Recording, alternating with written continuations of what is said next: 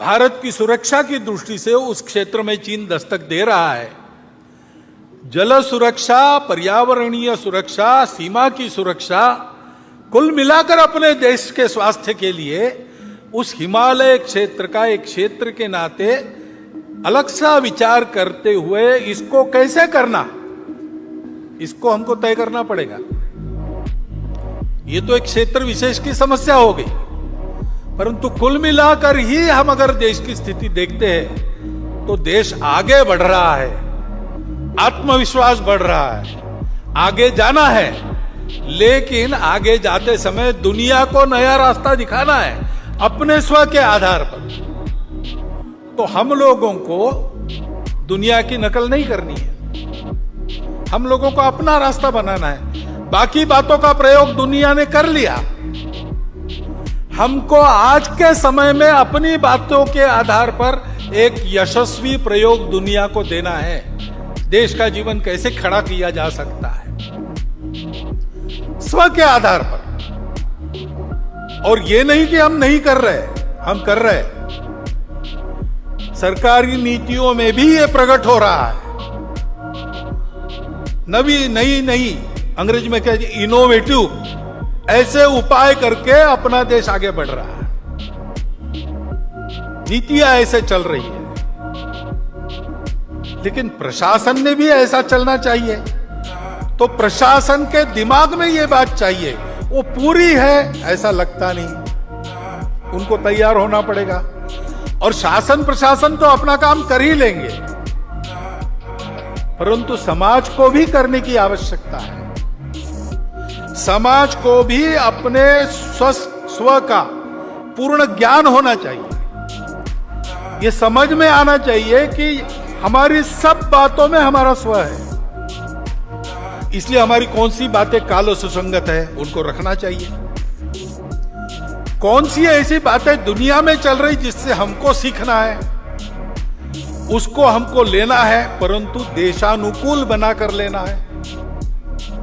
और कौन सी ऐसी बातें हैं जो हमारी अपनी है, वो समयानुकूल है कि नहीं, काल सुसंगत है कि नहीं, ये देखते हुए उनमें आवश्यक परिवर्तन करते हुए, जो कालबाह्य हो गई उनको छोड़ते हुए, हमको भी अपने आचरण को बदलकर आगे चलना चाहिए। क्योंकि संपूर्ण देश को आगे बढ़ना है तो शासन की स्व आधारित युगानुकूल नीति बन रही है, धीरे धीरे ही बनेगी। गलत नीति पर पोथी निष्ठता के कारण या भ्रामक कल्पनाओं के कारण इतना आगे चले गए थे, एकदम अबाउट टर्न नहीं हो सकता। ऐसे हम गए, अब धीरे धीरे मुड़ रहे, वो काम होगा, परंतु उसके साथ साथ हमको प्रशासन की तत्पर सुसंगत लोकाभिमुख कृति चाहिए। और हमारे लिए सबसे महत्वपूर्ण है समाज का मन वचन कर्म से सहयोग और समर्थन। इससे देश की स्थिति में परिवर्तन आएगा। आज की हालत में अपने मूल्यों पर हम खड़े होकर अगर परिवर्तन लाते हैं तो उससे दुनिया को नया रास्ता मिल जाएगा। अब ये हम करने लगे, लेकिन थोड़ा और एक बात का भी ध्यान रखना पड़ेगा। दुनिया में कुछ लोग हैं, भारत में भी कुछ लोग हैं जो नहीं चाहते कि भारत खड़ा हो, और इसलिए समाज में कैसे विभेद पैदा करना, समाज की सामूहिकता जो निर्माण हुई उसको कैसे तोड़ना, अलगाव और टकराव कैसे पैदा करना, ऐसा वो प्रयास करते हैं। अपनी असावधानी के कारण, अपने अविवेक और परस्पर अविश्वास के कारण हम भी कभी कभी उसमें फंस जाते और अप्रत्याशित उपद्रव खड़े हो जाते। क्योंकि भारत का उत्थान होगा तो कलह मिटेंगे, भारत का उत्थान होगा तो दुख जाएगा, शोषण जाएगा। इनके आधार पर अपने स्वार्थ का धंधा करने वाली दुनिया की और अंदर की जो ताकतें हैं, भारत बड़ा होने से उन पर मर्यादा आएगी। वो अपने खेल नहीं खेल सकेंगे, इसलिए इनका निरंतर विरोध चलता है। विरोध करने के लिए किसी विचारधारा का आवरण ये लोग ओढ़ लेते हैं, बड़ी चिकनी चुपड़ी बातें करते हैं, कोई बड़ा उद्देश्य, मन लुभावन उद्देश्य ऐसा घोषित करते कि हम इसके लिए काम कर रहे हैं, लेकिन उनका उद्देश्य दूसरा ही रहता है, अपना उल्लू सीधा करने का रहता है। और कोई भी हो, किसी भी विचारधारा का हो, वो खाटी संघ वाला हो या कम्युनिस्ट हो, अगर वो प्रामाणिक है, निस्वार्थ बुद्धि से काम कर रहा है, तो उनके लिए वो बाधा ही बनता है। ये जानकर ऐसे सब लोगों का वो विरोध करते हैं। अभी एक नया नाम उनका चलता है दुनिया में, कल्चरल मार्क्सिस्ट या वोक, यानी जगे हुए, वोकिज्म, ऐसे शब्द चलते हैं। नाम तो मार्क्स का लेते हैं, लेकिन 1920 में ही उन्होंने समझा कि मार्क्स ने जो भविष्यवाणी की वैसा होने वाला नहीं है, तो वैसा होने के नाम पर हमारे हाथ में पूरी दुनिया की पकड़ आ जाए, इसलिए तब से ही उन्होंने अपना उद्योग प्रारंभ किया है। इसलिए उसी समय उन्होंने मार्क्स की बातों को भुला दिया और आगे बढ़ रहे हैं। और आजकल वो जो कहते हैं और बोलते और बताते हैं, विश्व की सारी सुव्यवस्था का उनका विरोध है। विश्व में मांगल्य का, संस्कार का, संयम का उनका विरोध है। अनिर्बंध स्वैराचार का वो पुरस्कार करते हैं। ये पुरस्कार सहज हो जाए, जोर से हो जाए, इसलिए माध्यमों को और अकादमियों में अपना वर्चस्व स्थापित कर उनका उपयोग करते हैं। देश की शिक्षा को भ्रष्ट करते हैं, देश के संस्कार को भ्रष्ट करते हैं, राजनीति, सामाजिक वातावरण, इन सब को भ्रम और भ्रष्टता का शिकार बनाते हैं। असत्य, विपर्यस्त और अतिरंजित वृत्त के द्वारा ये भ्रम और द्वेष फैलाना, भय फैलाना आसान हो जाता है। उसके चलते जो झगड़े बनते हैं, उन झगड़ों में उलझाकर समाज को अपनी पकड़ में लाना, अपनी अधिसत्ता में फांसना, ये वो करते हैं। किसी भी राष्ट्र की जनता में ऐसी अनास्था, दिग्भ्रम, परस्पर द्वेष उत्पन्न करने वाली ये जो प्रणाली है ना, अपने यहां चाणक्य नीति में उसका नाम है मंत्र विप्लव। विष से एक आदमी मरता है, बाणों से एक को ही मार सकते हैं, लेकिन मंत्र विप्लव से प्रजा सहित राजा का नाश होता है, ऐसी उक्ति है। ये इन लोगों से हमको ध्यान रखना पड़ेगा, बचना पड़ेगा। राजनीतिक स्वार्थों के लिए अपने प्रतिस्पर्धी को पराजित करने की जो उद्योग चलते हैं, उसमें इन शक्तियों के साथ गठबंधन करने का अविवेक भी चलता है। यह अपेक्षित नहीं है, लेकिन होता है। और समाज में अगर आत्मविस्मृति है, समाज में अगर अनेक प्रकार के भेद है, आपस में लड़ाई है, स्वार्थों की प्रतिस्पर्धा है, ईर्ष्या है, द्वेष है, तो फिर उनका काम आसान हो जाता है। और इसलिए इन आसुरी शक्ति को बल न बढ़े, ऐसा हमको देखना है। हम इधर उधर की घटनाएं देखते हैं तो ये सहज बात ध्यान में आती है कि ऐसा कुछ है। अभी मणिपुर की परिस्थिति को लेकर अभी शांत हो रही है, लेकिन ये आपस में झगड़ा कैसे हुआ? बहुत वर्षों से वहां मणिपुरी मैतेई और मणिपुरी कुकी वो साथ में रहते हैं, अचानक कैसे झगड़ा हुआ? सीमा लगत क्षेत्र है वो भारत का, वहां पर ऐसा होना, वहां पर अलगाव की बातें खड़ी होना, वहां पर ऐसे आपस में झगड़े होना, इससे किसका फायदा है? बाहर की शक्तियों का भी फायदा है। बाहरी लोग थे क्या करने वाले? मजबूत सरकार है और तत्पर भी है। स्वयं गृह मंत्री वहां जाकर बैठे 3 दिन,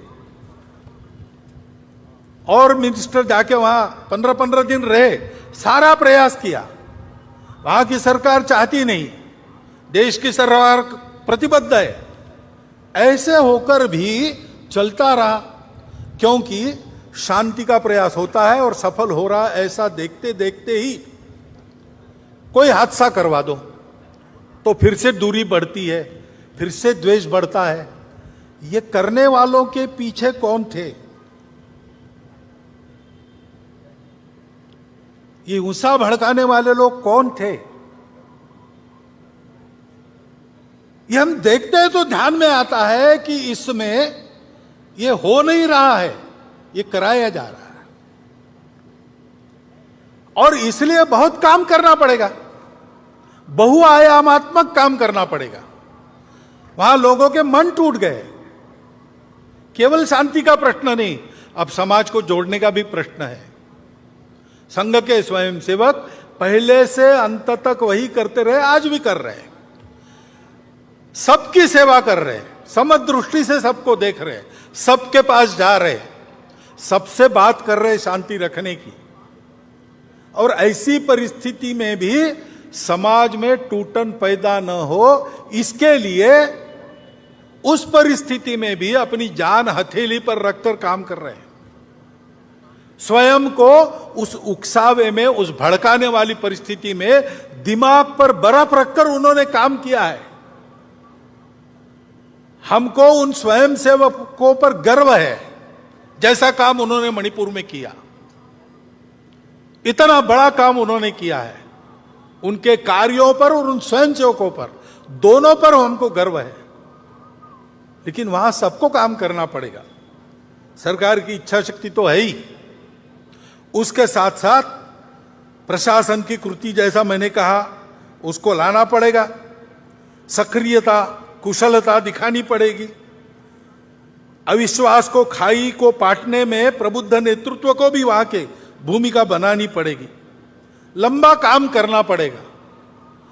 ऐसी अनेक घटनाएं हम देखते हैं। इसका उत्तर क्या है? उसका उत्तर यही है, परस्पर टीका टिप्पणी में न उलझते हुए हमको एकता की ओर बढ़ना पड़ेगा। हर परिस्थिति में यह एकता का भान समाज के विवेक को जागरूक रखता है। चंगुलों में समाज फंसता नहीं, षड्यंत्रों के अधीन नहीं होता। उसका कारण यह एकता ही है। संविधान में इसी एकता को, एकात्मता को एक मार्गदर्शक तत्व के नाते उद्धृत किया है। डॉक्टर अंबेडकर साहब ने संविधान संसद में देते समय जो 2 भाषण किए हैं, उन भाषणों को हम ध्यान से पढ़ते हैं तो हमको ध्यान में आता है कि उसमें भी यही संदेश है बंधुभाव का। उसको कैसे लाना? दुनिया को देखते हैं तो दुनिया के देशों ने कुछ मानव निर्मित आधार खोजे एकता के।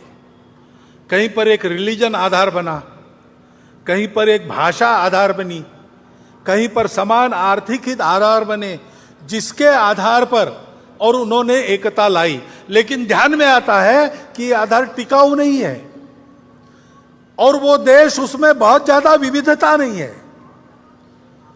उन देशों को यह समझ में नहीं आता है कि भारत में इतनी भाषाएं, इतने पंथ संप्रदाय, इतने खान पान रीति रिवाज, इतने दूर दूर के अलग अलग भौगोलिक परिस्थिति वाले प्रांत होने के बाद भी सदियों से भारत एक होकर चल रहा है। उसका आधार क्या है? उनको समझ में नहीं आता।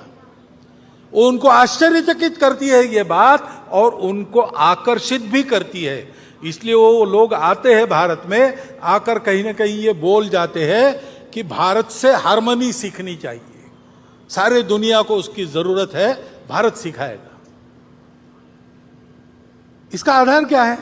हमारी इस एकता का आधार क्या है? हमारी एकता का आधार है हमारी सर्वसमावेशक संस्कृति, जो किसी को पराया नहीं मानती, विविधताओं को वो अलगाव नहीं मानती,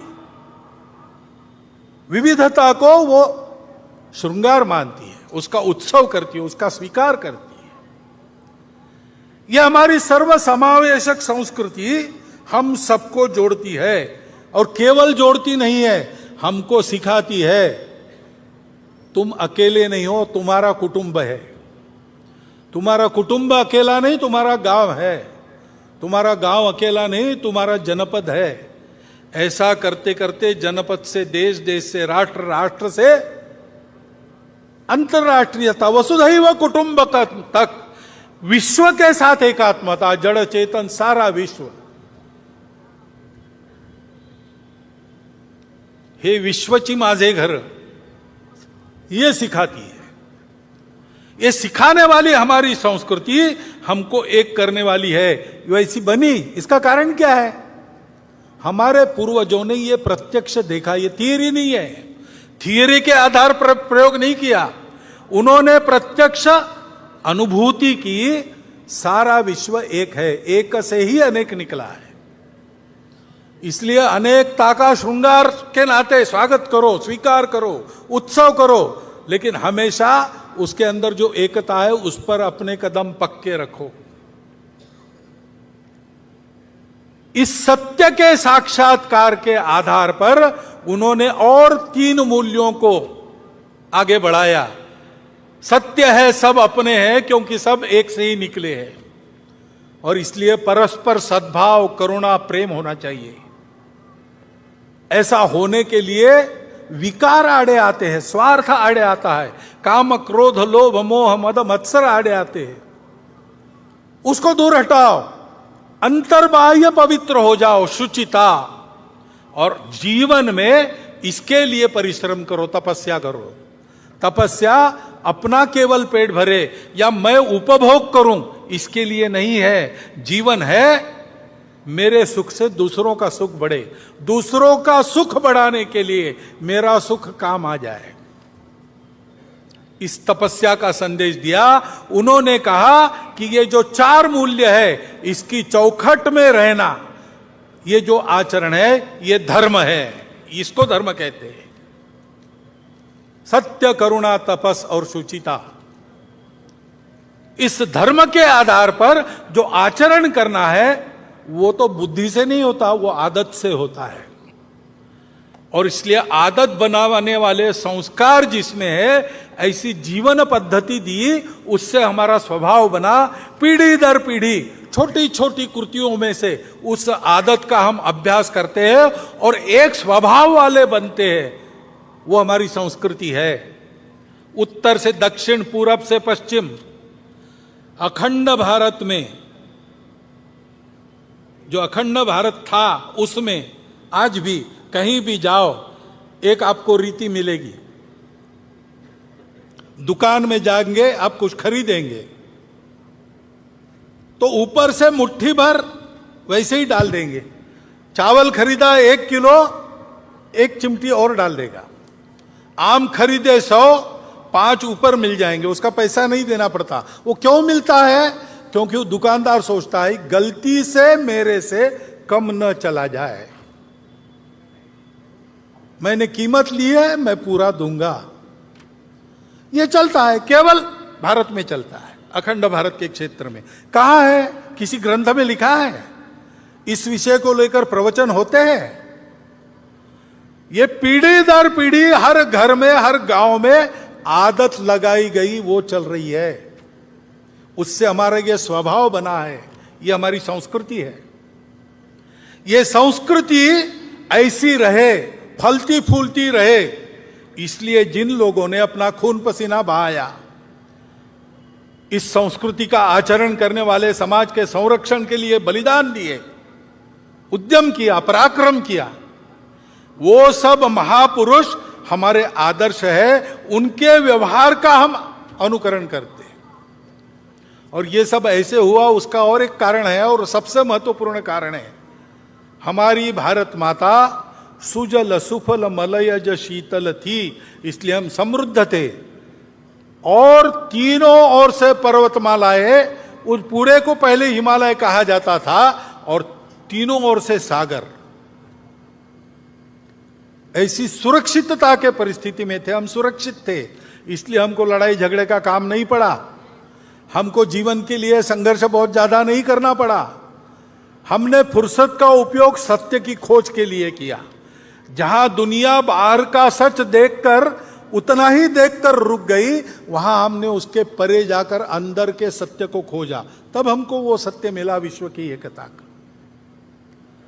तो हमारे भारत माता का उपकार है, उसकी भक्ति वो हम सबको जोड़ती है।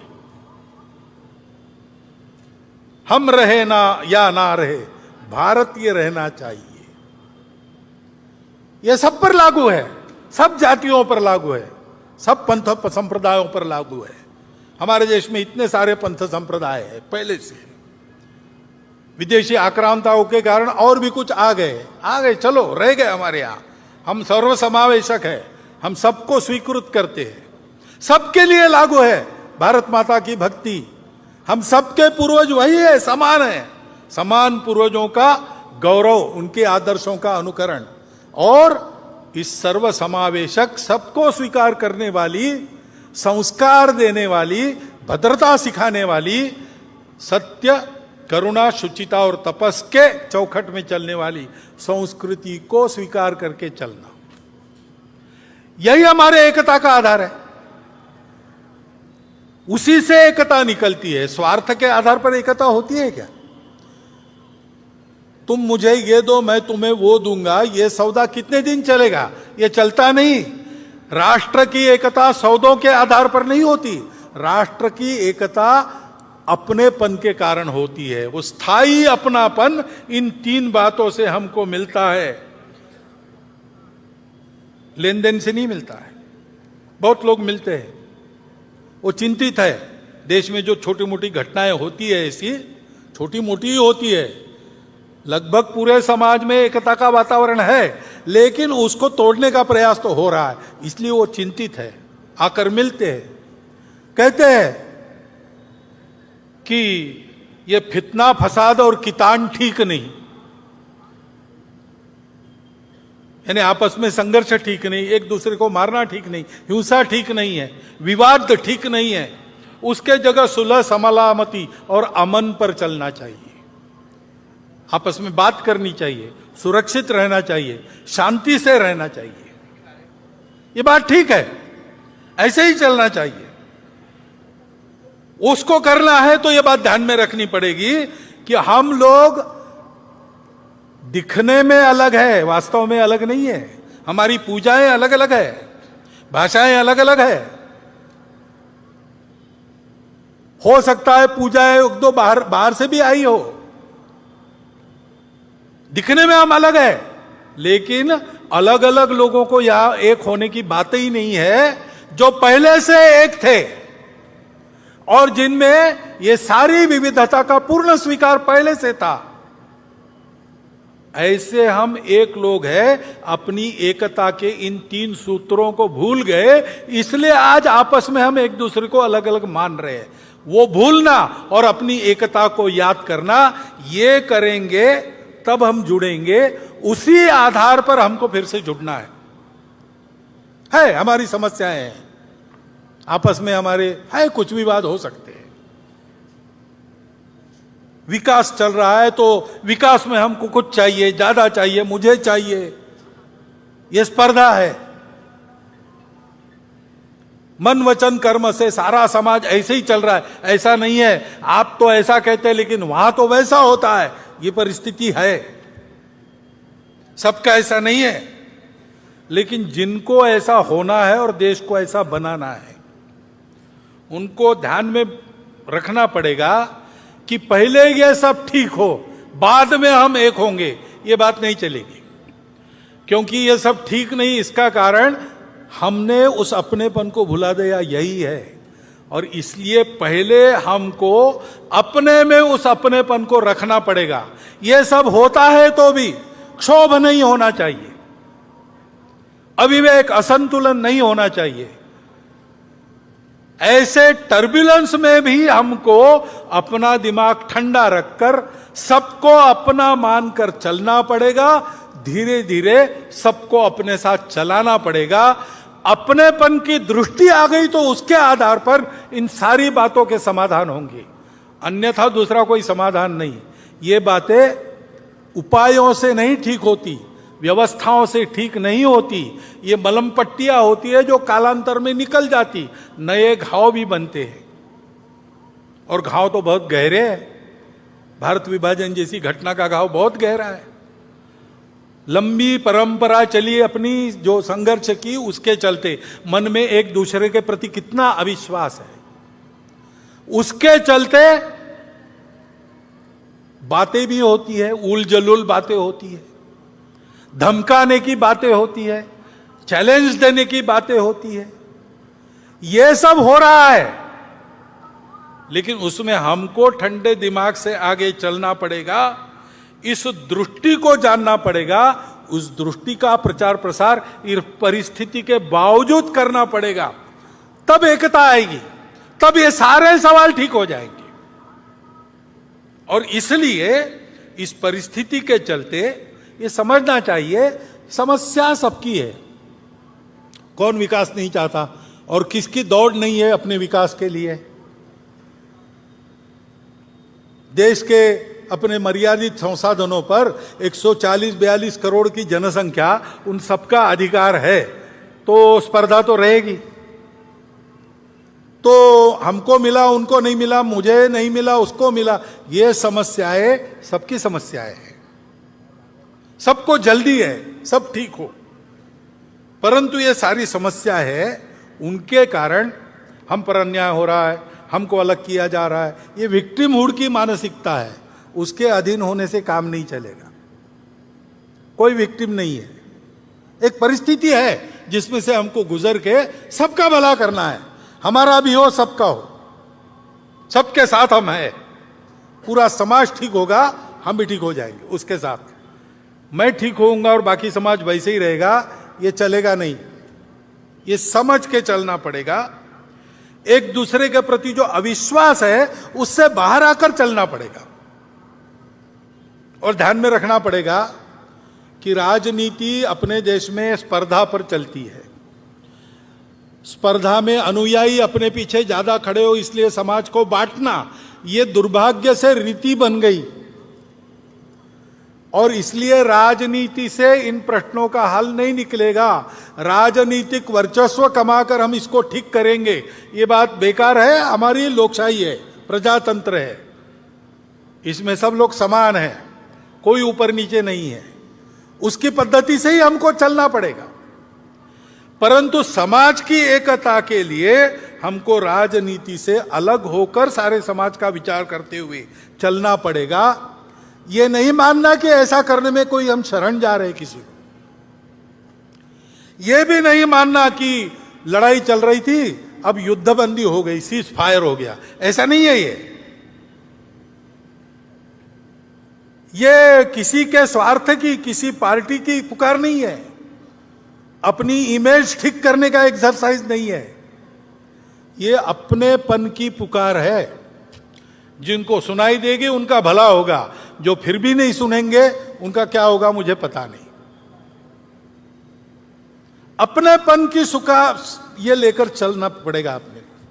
फिर से मैं याद दिलाता हूं, डॉक्टर बाबा साहब आंबेडकर के वो 2 भाषण पढ़िए, बार बार पढ़िए, पारायण करने लायक है।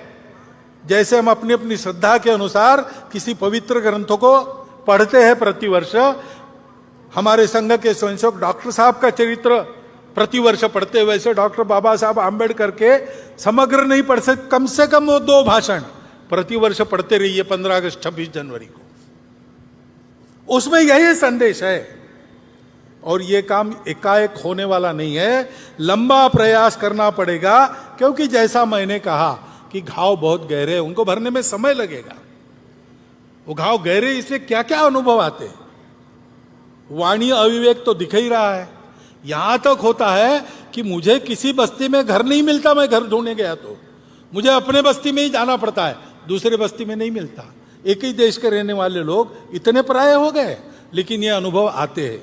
ये कटुता है समाज में, लेकिन हमको उससे अलिप्त रहना है। जिनको ये करना है, जो संपूर्ण समाज की एकता चाहते हैं, भारतवर्ष एक होकर परम वैभव संपन्न बने ऐसा चाहते हैं, जो वास्तविक हिंदुत्व के अभिमानी हैं, ऐसे सब लोगों को, जो ये चाहते हैं, उनको अपने जिह्वा पर संयम रखना पड़ेगा। झगड़े की भाषा अलग होती है, दोस्ती की भाषा अलग होती है। दोस्ती की भाषा शरणागति नहीं है, दोस्ती की भाषा दुर्बलता नहीं है, शक्ति संपन्न बनकर दोस्ती करना। शक्ति संपन्न जब अच्छे लोग बन जाते हैं तो उससे वो गुंडागर्दी नहीं करते, वो सबको शक्ति संपन्न बनाते हैं, दुर्बलों की रक्षा करते हैं, वो सबको अपना मानकर चलते हैं, समदृष्टि रहते हैं। शील की भी ताकत रहती है शारीरिक शक्ति के साथ साथ, वो शील हमको विद्या विनय संपन्नो ब्राह्मणो गवि हस्तिनी सुनिचैव स्वपाके च पंडिता समदर्शिना। पंडित यानी विद्वान यानी जानकार लोग सबको समान नजर से देखते हैं, यह बताता है। ऐसा हमको चलना पड़ेगा, सहन बहुत करना पड़ेगा, उकसावे में आना छोड़ देना पड़ेगा, अविश्वास छोड़ना पड़ेगा, अपने जबान पर लगाम लगाना पड़ेगा। किसी एक तरफ ये इशारा नहीं है, सभी तरफ है, सभी तरफ से होता है। सब जगह ऐसे लोग हैं जो ये समझते नहीं, या ऐसे लोग हैं जो ये होने देना नहीं चाहते। उनको छोड़ दो, उनको इग्नोर करो, अपने रास्ते पर बढ़ो, सबको जुटाओ। ऐसा चलना पड़ेगा तो फिर इस देश में इन घातक खेलों की माया में से बचकर हम लोग आगे बढ़ेंगे। ये बातें चलेगी, गुंडागर्दी होगी तो उसका तो इलाज एक ही है, संगठित बल संपन्न समाज, नागरिक अनुशासन, कानून सुव्यवस्था और संविधान का पालन करके चले। इस गुंडागर्दी के प्रतिकार में शासन प्रशासन का सहयोगी बन के चले, यही उसका उपाय है। इसलिए बल संपन्न संगठित समाज बनाने का काम संघ कर रहा है। सावधान रहना है, क्योंकि अब आने वाले दिन भी अब चुनाव के दिन है। अभी राज्यों की चुनाव है, आगे लोकसभा का है। चुनाव में तो खूब गाली गलौज चलेगी, प्रचार चलेगा लोगों को इधर से उधर लाने का। उसमें ये हथकंडे और बढ़ सकते हैं। जहां उद्देश्य नहीं वहां भी उद्देश्य चिपका कर बातें हो सकती है। ध्यान में रखना, चुनाव में मतदान करना हर नागरिक का कर्तव्य है, वो हम सब ने करना चाहिए, मतदान को छोड़ना नहीं चाहिए, वो हमारा राष्ट्रीय कर्तव्य है। नागरिक राष्ट्रीय कर्तव्य करे, इसलिए संघ के स्वयंसेवक काम करेंगे, परंतु वो ऐसी छोटी बातों के आधार पर नहीं करना है। उकसावे में भड़काऊ बातों से भड़ककर उकसावे में आकर नहीं करना है। ठंडे दिमाग से सोचिए कौन अच्छा है, किसने अच्छा काम किया है। सबका अनुभव अब भारत की जनता के पास है, सबका अनुभव ले लिया। अब इसमें कौन अवेलेबल बेस्ट, उसको देना। ऐसा हमको चलना पड़ेगा। मतदान के प्रचार के समय ये सारे हथकंडे फिर से अपनाए जाएंगे, उसकी आग में हमको पड़ना नहीं चाहिए। ये ध्यान रखकर हम आगे बढ़े। संघ ऐसे जाएगा। 1925 के बाद, 1925 को संघ शुरू हुआ, 2025 100 साल पूरे होते हैं। 26 तक वो हम शताब्दी का वर्ष, 100 साल पूरे होने बाद का वर्ष हम मनाएंगे। और इसलिए ऊपर निर्दिष्ट सभी बातों में संघ के स्वयंसेवक पहल करेंगे। संपूर्ण समाज में, आचरण में, उच्चारण में देश के प्रति अपनत्व, संपूर्ण देश के प्रति अपनत्व की भावना प्रकट हो। मंदिर, पानी, स्मशान में कई भेदभाव बाकी है तो वह समाप्त हो। परिवार के सभी सदस्यों में, कुटुंब के, नित्य मंगल संवाद, संस्कारित व्यवहार व संवेदनशीलता बनी रहे, बढ़ती रहे। उनके द्वारा समाज की सेवा होती रहे। सृष्टि के साथ संबंधों का आचरण अपने घर से पानी बचाकर, प्लास्टिक हटाकर और घर आंगन में और देश में हरियाली बढ़ाकर हो। स्वदेशी के आचरण से देश का भला होता है, देश आत्मनिर्भर होता है। आत्मनिर्भरता का कई प्रकार का प्रयास सरकार के द्वारा हो रहा है। समाज भी इसमें चले, स्वनिर्भर होना, स्वावलंबी होना, फिजूल खर्ची नहीं करना, देश में रोजगार बढ़ना और देश का पैसा देश के ही काम आना, ये स्वदेशी है। उस स्वदेशी का आचरण भी अपने घर से प्रारंभ होना चाहिए। कानून व्यवस्था और नागरिकता के नियमों का पालन हो, समाज में परस्पर सद्भाव और सहयोग की प्रवृत्ति सर्वत्र व्याप्त हो, इन सभी आचरणात्मक बातों का होना सब चाहते हैं। लेकिन छोटी छोटी बातों से प्रारंभ कर उनके अभ्यास के द्वारा इस आचरण को अपने स्वभाव में लाने का सतत प्रयास आवश्यक है। संघ के स्वयंसेवकों प्रयास स्वयं करेंगे और समाज को भी उस प्रभाव में जोड़ेंगे। अभावग्रस्त बंधुओं की सेवा, समाज की आपत्तियों में सेवा संघ के स्वयंसेवक नित्य करते रहे, आगे भी करते रहेंगे। लेकिन इस पर संघ के स्वयंसेवक आगे लगेंगे, उसकी तैयारियां उन्होंने प्रारंभ कर दी है। समाज हित में शासन सोचता है, प्रशासन और समाज शक्ति भी, समाज की सज्जन शक्ति भी कुछ करती है। उन सब में संघ के स्वयंसेवकों का योगदान रहेगा। समाज की एकता, सजगता और सभी दिशा में निस्वार्थ उद्यम, जनहितकारी शासन और जनोन्मुख प्रशासन स्व के अधिष्ठान पर खड़े होकर परस्पर सहयोग पूर्वक प्रयासरत रहते, तब राष्ट्र बल वैभव संपन्न बनता है। और ऐसा राष्ट्र ही अपनी संस्कृति पर सबको अपना कुटुंब मानने वाली, तमस से प्रकाश को की ओर ले जाने वाली, असत से सत की ओर ले जाने वाली और मर्त्य जीवन की से अमृत जीवन की सार्थकता तक बढ़ाने वाली संस्कृति, हमारी संस्कृति जैसी है वैसी जब वो संस्कृति होती है, तब वह राष्ट्र विश्व का खोया हुआ संतुलन वापस लाते हुए विश्व को सुख शांतिमय नव जीवन का वरदान प्रदान करता है। ऐसा भारत हमको बनाना है। ऐसे भारत बनने का, हमारे राष्ट्र के नवोत्थान का दुनिया में यही प्रयोजन है। चक्रवर्तियों की संतान लेकर जगत गुरु का ज्ञान, बढ़े चले तो अरुण विहान, करने को आए अभिषेक, प्रश्न बहुत से उत्तर एक। भारत माता की जय।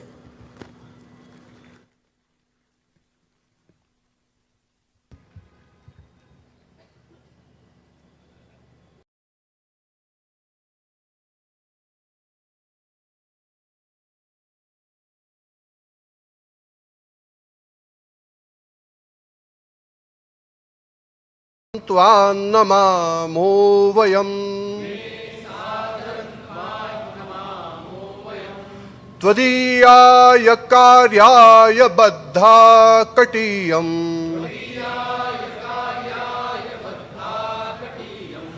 शुभामाशिषं देहि तत्पूर्तये अजय्यांच विश्वस्य देहि शक्तिम्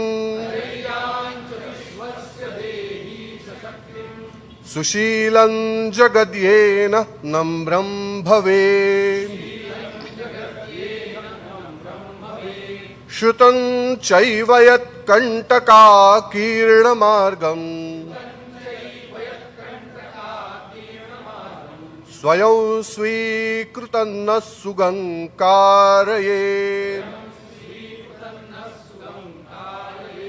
समुत्कर्ष निःश्रेयसस्यैकमुग्रम् परं साधनं नाम वीरव्रतम् तदन्तस्फुरत्वक्षया ध्येयनिष्ठा रुदन्त प्रजागर्तु तीव्रानिशम् विजेत्री च न संहता कार्यशक्तिर् विधायास्य धर्मस्य संरक्षणम् परं वैभवं नेतुमे तत्स्वराष्ट्रम् समर्था भवत्वा शिशाते भृशम्। भारत माता की जय। ध्वज प्रणाम। 1 2 3। रमा। सभी मंचासीन अधिकारी, मातृशक्ति, अतिथिगण तथा माननीय संघचालक गण, इनसे विनंती है कि वे कृपया अपना स्थान ग्रहण करें।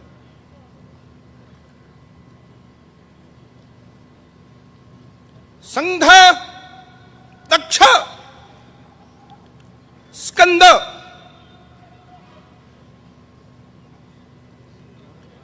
संघ प्रत्युत प्रचलनम केंद्रतः प्रचल।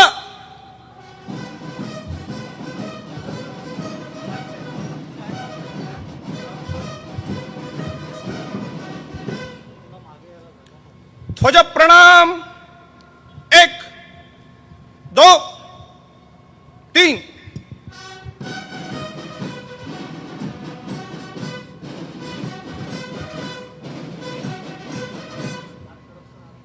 भूज दंड आरम। सांघिक गीत। वीर केशव को नमन है, पूज्य माधव को नमन है, पूज्य माधव को नमन है। संगठन का मंत्र देकर जीना सिखाया, देश हित में है अगर तो गरल भी पीना सिखाया।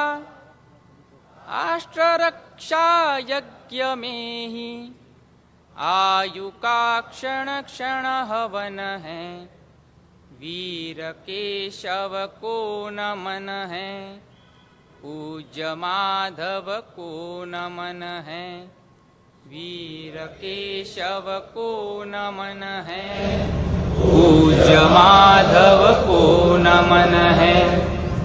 स्वाभिमानी वंशजों से राष्ट्र का निर्माण होगा, देशघाती शक्तियों का शीघ्र ही अवसान होगा।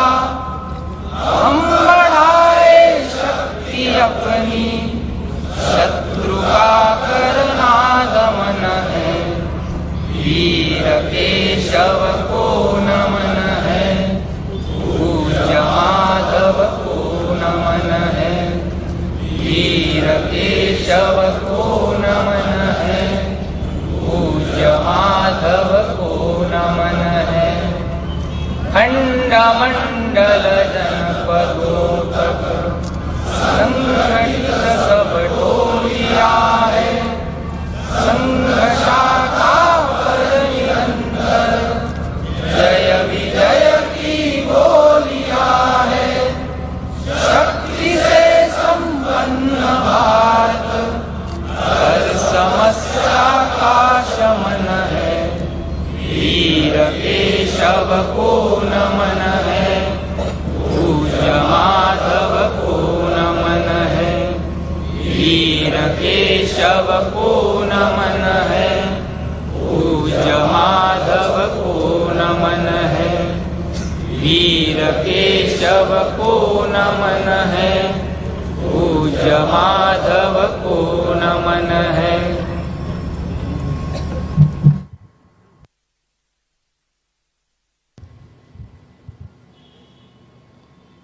संघ तक्ष स्कंद 1 2 3 4। संघ प्रदक्षिणं संचलिष्यति, गणस्तंभव्यः गणशः दक्षिणतः चतुर्भ्यः।